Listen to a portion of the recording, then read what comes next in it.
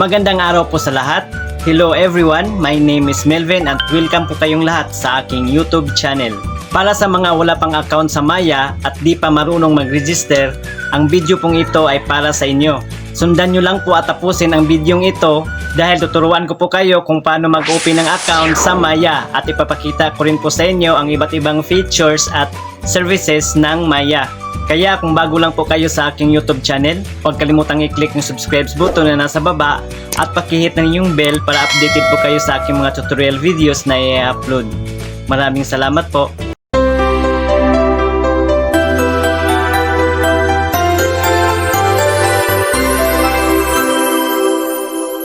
Ang Maya ay isang all-in-one digital bank.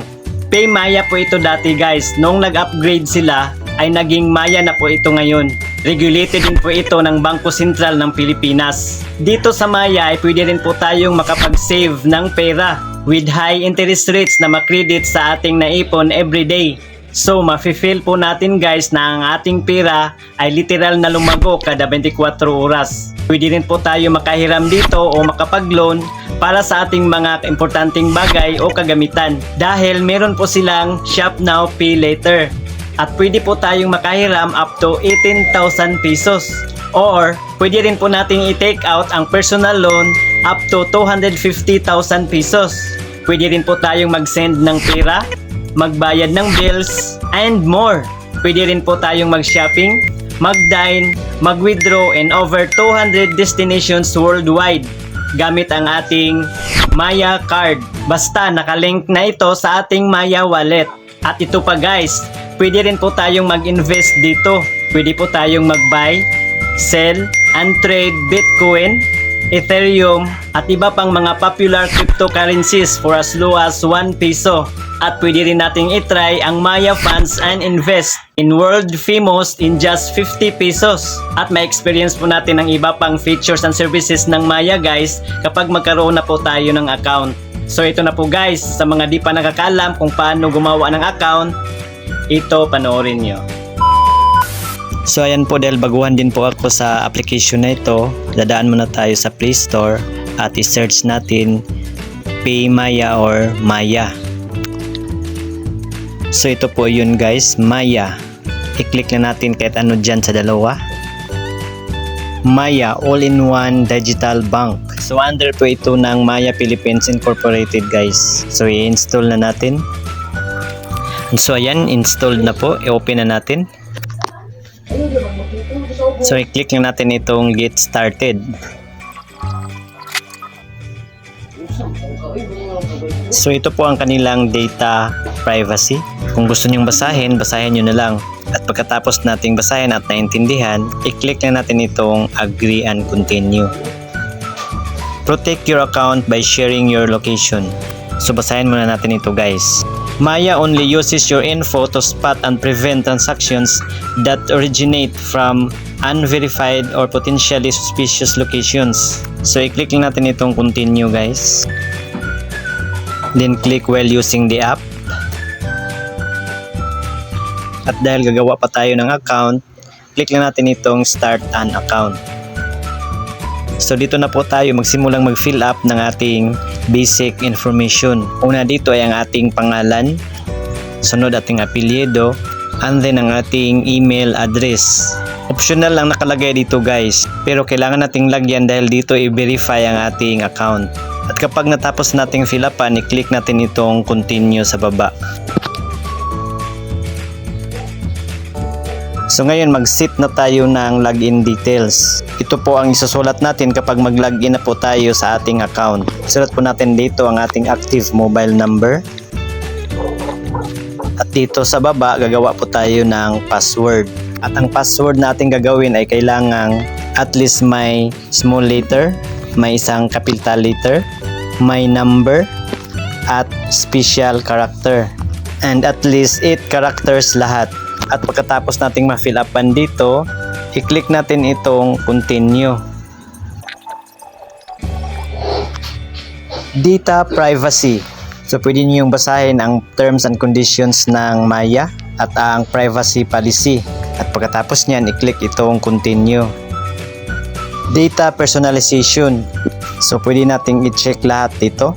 I-click lang natin itong enable or data personalization. And then i-click natin itong save. At isulat natin dito yung OTP o one-time PIN na sinend ng Maya sa ating mobile number na inirehistro. And then i-click itong verify. You're in. Welcome to Maya. You're now on a basic account. So nakagawa na po tayo ng account guys. So kailangan po nating i-upgrade ito guys para magamit natin yung iba't ibang features at services ng Maya. I-click lang natin itong upgrade now. At kapag may lalabas na ganito guys, exit lang natin yan. Complete your Maya experience.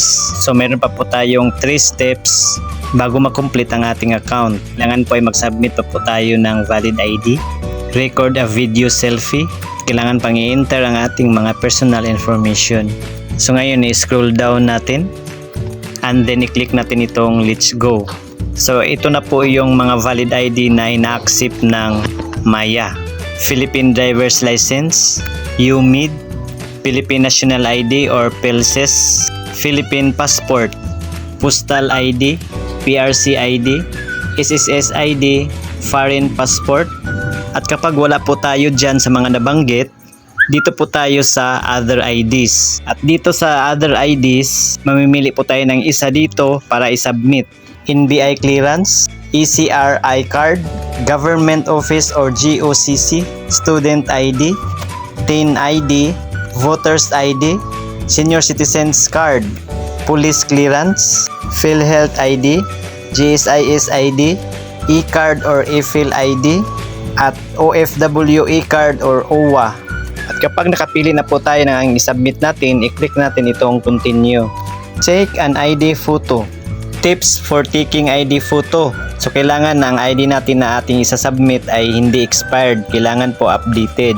At kailangan maliwanag ang room at nakalagay ang ating ID sa plain dark surface. Siguraduhin ang ating ID ay clear at makikita ang buong card sa pagkuha ng litrato. At kailangan po ang ID na ating pipicturan ay original.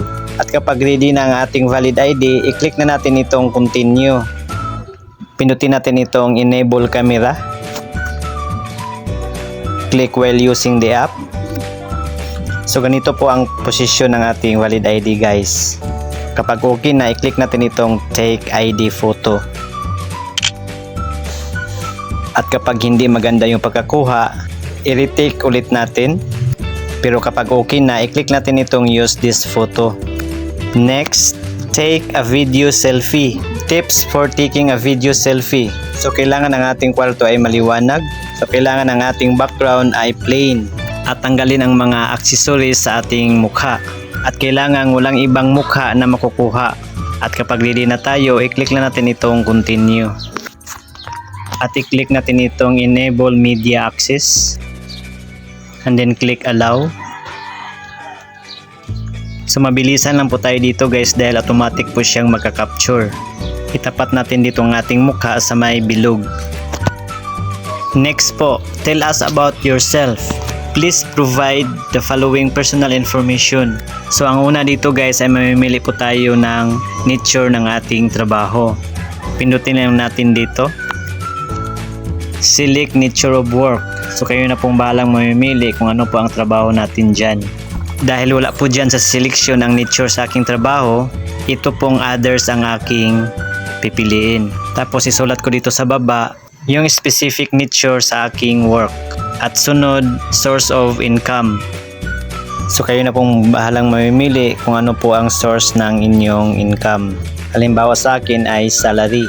At next, automatic na pong nakasulat dyan ang aking personal information. Dahil yan po ang nakasulat sa aking valid ID. Mamimili na lang tayo sa ating nationality. At nakasulat na rin po ang ating birth date.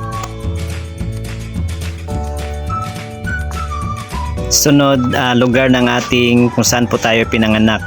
Anong country at ang syudad. Sunod po ang ating current address. So kayo na lang pong balang mag-fill up dyan kung saan po kayo nakatira. At pagkatapos nating ma-fill upan at ma-check lahat, i-click na natin itong continue. All good? Please make sure everything's okay to keep the approval process battery smooth. Kung sa tingin natin may nakaligtaan pa po tayo guys, i-click lang natin itong check again. Pero kapag okay na, i-click na natin itong submit. We'll check it from here. Thanks for submitting your additional information. So ito na po ang ating account status guys. Your account update is under review. So i-click po natin itong view details guys para malaman po natin yung buong detalye. So ito na po, account under review. Please give us up to 24 hours to review and update your account status. Actually guys, wala pang isang oras ay nakuha ko na po yung result. Nag-text na po yung Maya sa mobile number na inirehistro ko at ito po yung message. Success! Congrats on completing your Maya account. Enjoy higher transaction limits, more rewards, and access to Maya's best features. Explore the app now! So ganun lang po guys. At sana may natutunan po kayo guys. Don't forget to like this video kung nagustuhan nyo. At pakishare na rin po sa iba para may idea din po sila. At para sa iba pang mga karagdagang katanungan about Maya, pakisulat lang po inyong mga tanong dyan po sa comment section sa baba. So yun lang mga po guys. Maraming salamat sa panonood. Goodbye. God bless us all.